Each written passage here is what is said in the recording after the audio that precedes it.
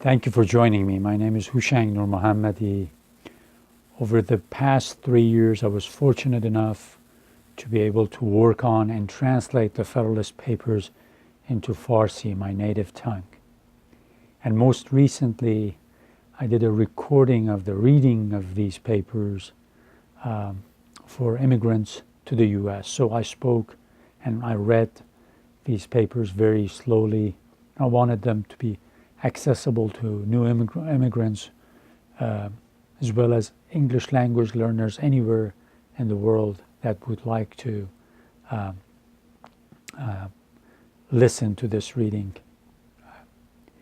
The main reason I undertook this project is because over the past 40 years that I have been in the United States, as well as the prior 18 years where I was born and grew up and lived in Iran, my life experiences have brought me to this, that if we're going to leave a healthy planet for the current generation, for the younger generation, as well as for generations to come, we human beings have to start thinking about uniting. I believe the American federal system is one of the best models out there for us to unite under, something similar to it. Of course, not exactly this model, but something similar to it.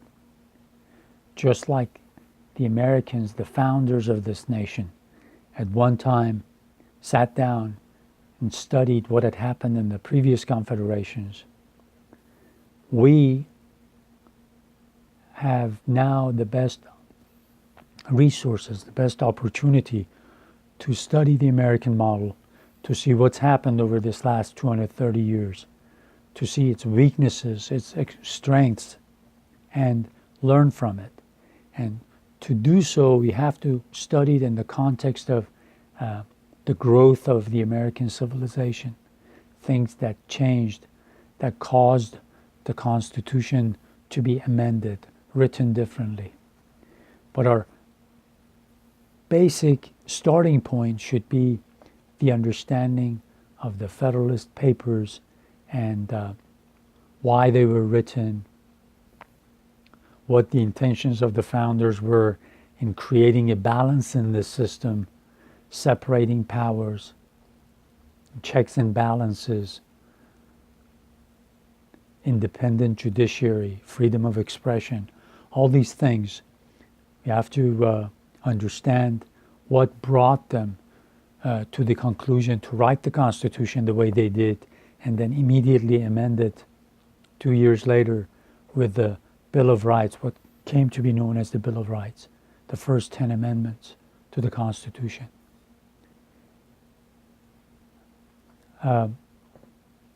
I think American system will provide us with a wealth of material for us to understand, for us to read, study, and understand.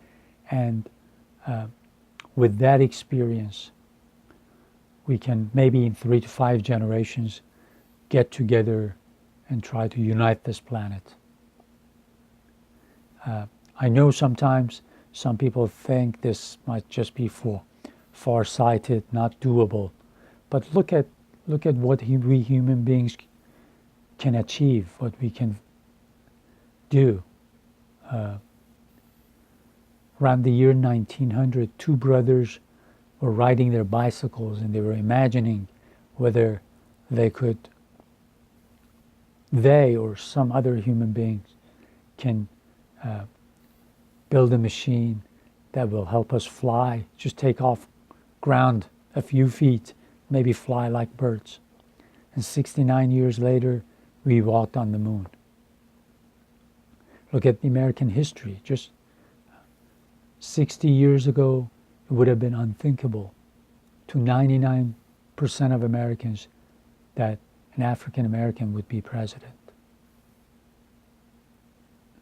60, 70 years ago, not even 200 years ago, it would have been unthinkable for most Americans to think women could be judges. even municipal judges. Women could practice surgery. Women can do what they're doing these days. And look now, we have women sitting at the Supreme Court of the United States. It would have been unthinkable 100 years ago to think that Catholics in the United States would be sitting or running for office, higher office, sitting in the Supreme Court of the United States right now. We human beings have the ability to outgrow our shortcomings. We have had them in the past, sometimes unfortunately not quick enough, but we have had them in the past. And we will have it in the future. The trick is, the key is for us to remember that we don't want to leave a planet for future generations that will only be existable in it, that human beings will only try to exist in it, not flourish in it. That would be the worst kind of thing to do. In my opinion, it's sacrilegious. The Creator of the universe has given us this beautiful planet for life to flourish on it, and we not doing our parts to keep it healthy for the newer generations and future generations, and also waste our energy on warfare, machinery of war, rather than thinking of coming together and building a united planet, one that every child anywhere in the world can flourish in, can live up to his or her potential. Tangential to this project, I have suggested that we need to adopt a second common language. I think for the beginning of this century, English language seems to be a good candidate. And since I like to do things before I talk about it, or as the Americans would say, walk the walk before you talk the talk, I decided to post some English tutorials on Instagram, on Telegram, on YouTube for Farsi speakers. In case people living in Iran or other Farsi speakers don't have the time or cannot afford to go to private academies to learn English as a second language, wanted them to be able to have access to it. And I am hoping and looking for bilingual, biliterate people that think like I do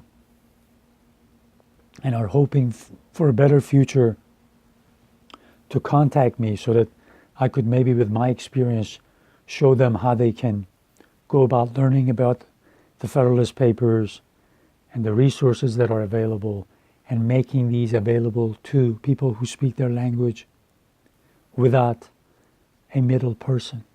Because we know in some of the countries of the world, we have illiteracy, we have semi-literacy, and most importantly, even for literate people, it would be hard to understand just a translation of these papers without giving a good background of what was happening, what they are referring to in some of these passages.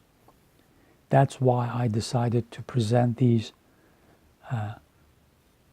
in videos so that I could give a bigger background rather than in print, because just translating them without giving the background of what was happening, what these states were like, and what has happened in the United States over the course of past 230 years would have been difficult.